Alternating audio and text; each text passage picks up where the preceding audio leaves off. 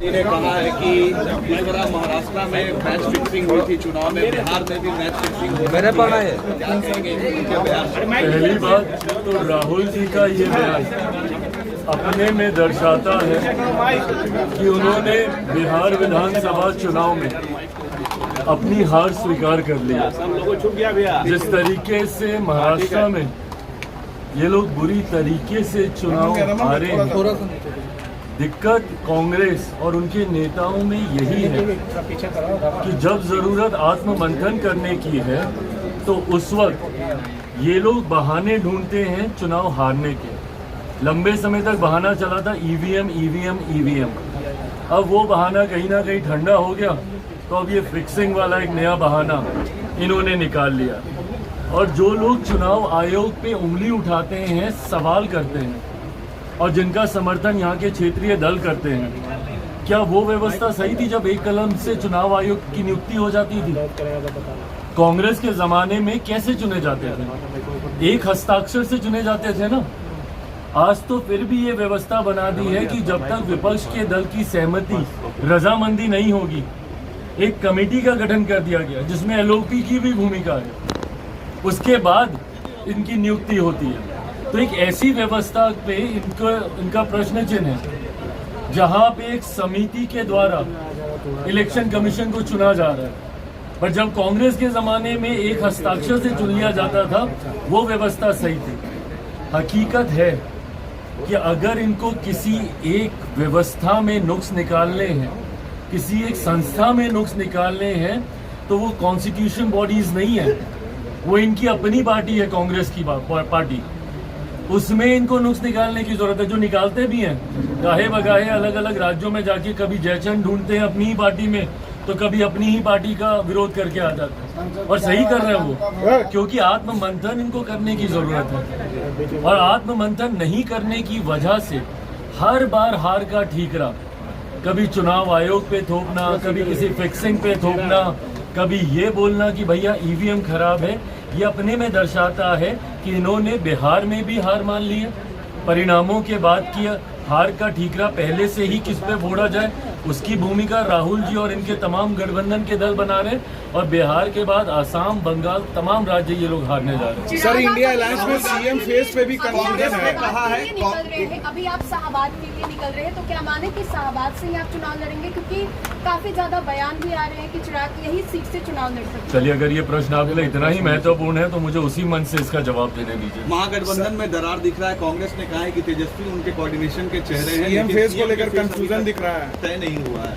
अल्लाह हाँ, तो ये इनके गठबंधन में ये हमेशा की परिस्थिति रही है भाई, हमेशा की परिस्थिति रही है। अपने सहयोगी के साथ भी रहेंगे, उनका साथ भी नहीं देंगे। महाराष्ट्र में जिस मैच फिक्सिंग की ये लोग बात कर रहे हैं, क्यों नहीं प्रोजेक्ट कर पाए थे वहाँ पे उद्धव जी के चेहरे को? वहाँ पे कांग्रेस और उनके वहाँ पे जो क्षेत्रीय नेता लोग थे, किस तरीके से उन लोगों ने वहाँ पे बवाल मचाया था, वही हाल इनका यहाँ पे भी होने वाला है।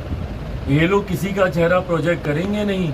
महागठबंधन इसी तरीके से दुविधा में जाएगा और जो थोड़ी बहुत कसर भी है, जो कुछ वोट कुछ जगहों पे इनकी जमानत बचने के लिए वो हासिल कर पाते हैं, वो भी कांग्रेस और इनके गठबंधन के भीतर के विरोधाभास में ही सब समाप्त हो जाएगा। तेजप्रताप को पार्टी से निकाल दिया गया, कैसे देखते हैं? अरे प्रभु, इसमें हमको क्या देखना? पार्टी और परिवार अलग अलग। इनके विषय को लेकर चर्चा हुई है, पर अंतोगत्वा तमाम परिस्थितियों को जांच करके उसके मद्देनजर ही फैसला लिया जाएगा।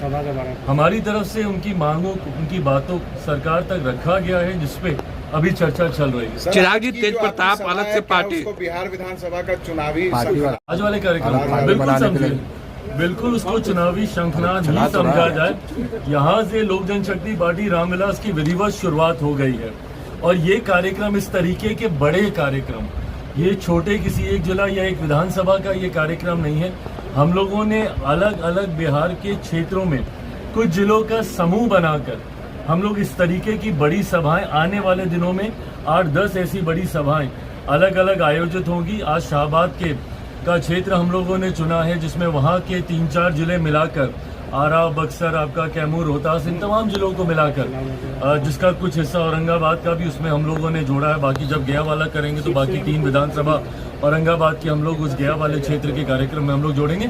तो ये कुछ जिलों का समूह बनाया गया है। इसमें 33 विधानसभाओं को आज वाले कार्यक्रम में हम लोगों ने जोड़ा है और यहाँ से विधिवत तरीके से लोक जनशक्ति पार्टी रामविलास एक विधिवत शुरुआत आगामी बिहार विधानसभा चुनाव की कर रही है। मन से आज मैं कई बातों को विधानसभा चुनाव के मद्देनजर मैं रखूंगा भी, जिसमें मेरी पार्टी की नीति बिहार फर्स्ट, बिहारी फर्स्ट और गठबंधन को कैसे और मजबूत करते हुए हम लोग एक ऐतिहासिक जीत की ओर अग्रसर हो।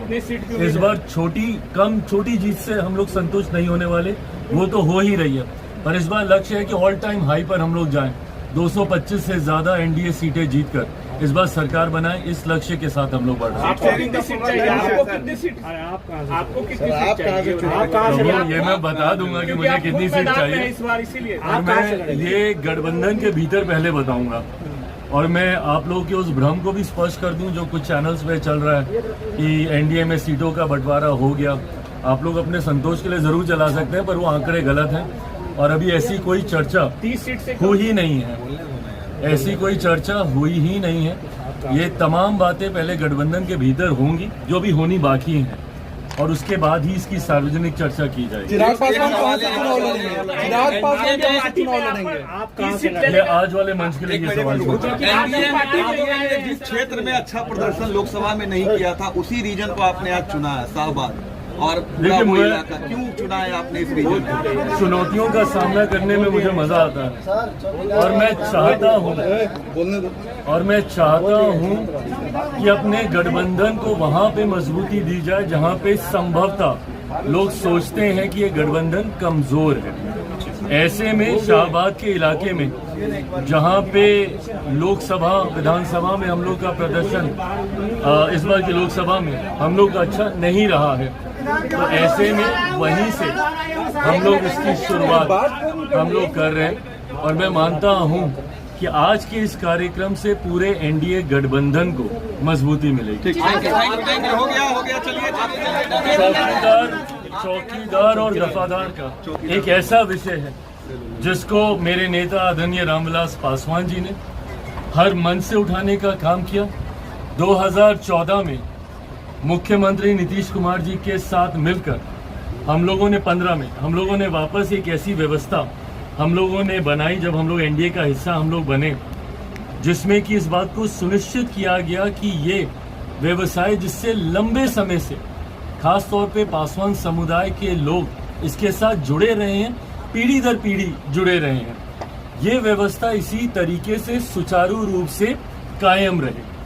बीच में जरूर किसी एक न्यायालय के निर्देश की वजह से इसको लेकर थोड़ी सी एक संचय की परिस्थिति उत्पन्न हुई और उसके बाद किसी एक जिले में, अरवल जिले से इसकी शुरुआत हुई थी, वहां के कलेक्टर ने इसको लेकर कोई एक नोटिफिकेशन निकाला था, जिसको लेकर मेरी खुद की मुलाकात मुख्यमंत्री नीतीश कुमार जी से इस विषय को लेकर 2 बार हो चुकी है। तीसरी बार भी पीछे जब मैं उनसे मिलने गया था उस वक्त भी इस बात को मैंने उनके समक्ष रखा था और उनसे यह आग्रह किया था कि यह व्यवस्था जैसी चल रही है इसको यथास्थिति में वैसे ही इसको रखा जाए, जहां पे इस व्यवसाय से जुड़े हुए पीढ़ी दर पीढ़ी जो लोग हैं, खासतौर पे जिसमें पासवान समुदाय के लोग हैं, उनको ये व्यवस्था वैसी ही बनी रहे जैसी ये थी इससे पहले। मुख्यमंत्री जी की तरफ से मुझे विश्वास मिला है और मैं ये विश्वास दिलाता हूँ, ये एक ऐसा विषय है जो मेरे नेता आदरणीय रामविलास पासवान जी के, मेरी पार्टी के और मुझसे व्यक्तिगत तौर से ये जुड़ा हुआ है और मैं विश्वास दिलाता हूं कि इस व्यवस्था को जैसे था ये वैसे ही चलेगी, इसमें कोई तरीके का बदलाव हम लोग को स्वीकार नहीं होगा।